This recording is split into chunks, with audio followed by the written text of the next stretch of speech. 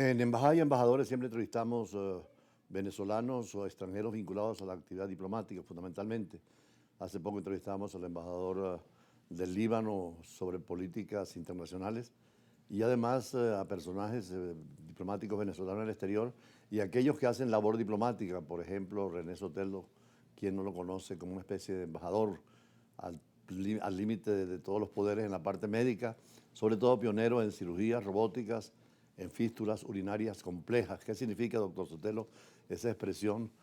Usted que ha sido uno de los pioneros en esta área. Bueno, primero me encanta el título de embajador porque yo creo que definitivamente eh, me encanta hacer eso. Me encanta promover a Venezuela en el mundo.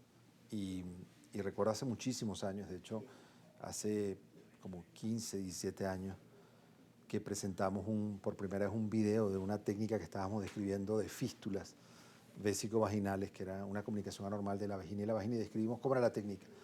Y cuando ganamos un premio, se paró un médico muy respetado, que era el doctor Gil, y en esa oportunidad nos dijo que habíamos puesto, habíamos puesto a Venezuela en el mapa de la urología mundial. Y era importante porque estábamos definitivamente dando a conocer en un congreso tan importante que Venezuela era capaz de producir y establecer técnicas quirúrgicas. De hecho, ustedes además con los embajadores viajero permanente, la última vez lo vi en Madrid y siempre vinculado a la medicina. Sí, bueno, nos toca viajar dando conferencias, haciendo cirugías en vivo y bueno, esa es parte de nuestra agenda internacional. Primero, bueno, recibimos muchos médicos y sobre todo hoy en día en Los Ángeles recibimos médicos, entrenamos médicos de muchas partes del mundo, pero adicionalmente nos toca aceptar invitaciones hoy en día. Si estando en Venezuela nos tocaba, hoy en día, imagínate, estando en Los Ángeles, en la Universidad Sur de California, nos toca aceptar invitaciones. Inclusive alguna tarde en su casa estuvimos convocados a una reunión. Había muchos alumnos médicos de otros países. ¿Siguen con ese proyecto? Fundamentalmente en esa época en Venezuela, cuando nosotros en Venezuela arrancó la cirugía robótica, en esa oportunidad yo tengo casualmente ahora, este mes estoy cumpliendo 19 años que hice la primera cirugía por robot. La hicimos en cadáveres, en torsos de cadáveres humanos, la hice en Estados Unidos, en Irvine. Y después de eso, cuando regresamos a Venezuela a hacer cirugía robótica, Venezuela era el primer país en Latinoamérica que tenía robot. Un robot en México, pero nunca arrancó. Realmente el robot que arrancó con actividad clínica fue el robot en Venezuela, en Caracas. Y, por ejemplo, yo fui a Brasil a hacer las primeras cirugías por robot en Brasil y el robot lo teníamos, es decir, eso nos llevó a que empezamos a recibir muchos médicos de Latinoamérica, sobre todo de Colombia, Ecuador, Perú, venían de Curazao a entrenarse en Venezuela a hacer cirugía laparoscópica y aprender a hacer cirugía por robot.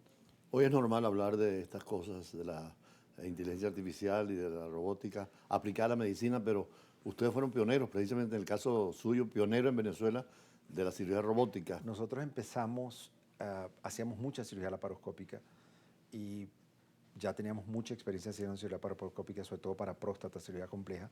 Y cuando llega el robot, por supuesto, nos permitió desarrollar con mayor precisión y popularizar la técnica.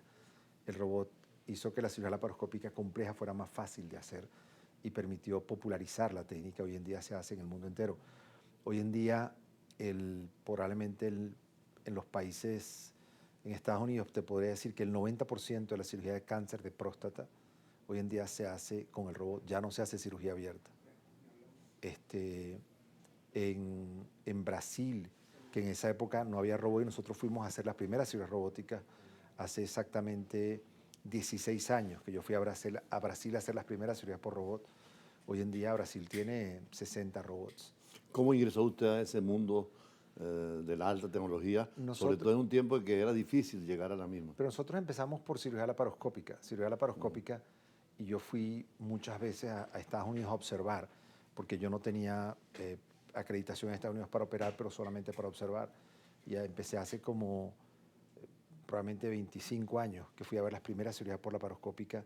La fui a ver en Brasil, que estaban haciendo laparoscopia, cuando empezaba la cirugía laparoscópica. Fui a verla a Estados Unidos y luego regresé a Venezuela a empezar a hacer yo cirugía laparoscópica urológica. Y empezamos a hacer las grandes cirugías complejas de urología, laparoscópicas, próstata radical, cistectomías por laparoscopia, grandes nefrectomías parciales por laparoscopia. Nosotros fuimos los primeros que la hicimos en Venezuela y teniendo esa experiencia ya por laparoscopia, pues cuando llegó el robot para nosotros ya era, digamos, pan comido porque ya teníamos mucha experiencia haciéndolo por laparoscopia. En el caso suyo, que va mucho a Los Ángeles y que creo de pronto a España, ¿cómo están esos países y Venezuela cómo puede compararse con lo que ellos tienen? Bueno, no necesariamente hay plataformas de robot que aún no han entrado a Latinoamérica. El último robot que se llama el SP, que es el Single Port, que es un robot que entra por una sola incisión de 25 milímetros, de 2 centímetros y medio, él entra y se abren los brazos adentro. Ya no hay que colocar diferentes incisiones, sino una sola y él entra. Ese robot no está disponible en Latinoamérica, ese robot solo está disponible en Estados Unidos. Entonces, hay ciertas plataformas de robot, no solo para cirugía de próstata por cáncer o cirugía benigna por robot, que es el modelo de Da Vinci. Hoy en día hay otras plataformas de robot, por ejemplo, el Aquablation, que es una tecnología que se usa para destrucción del tejido prostático a través de la uretra con un chorro de alta presión de agua. Es para cirugía benigna de próstata. Es la cirugía transuretral de próstata, pero se hace con esta tecnología. Eso no está disponible todavía en Latinoamérica. Y es guiada por una plataforma robótica. Hay otros procedimientos que se usan para el crecimiento benigno de próstata a través de la uretra, que por ejemplo es el RedZoom, que es inyección a través de la uretra de vapor de agua caliente dentro de la próstata para destruir el tejido. Eso tampoco está disponible en Latinoamérica.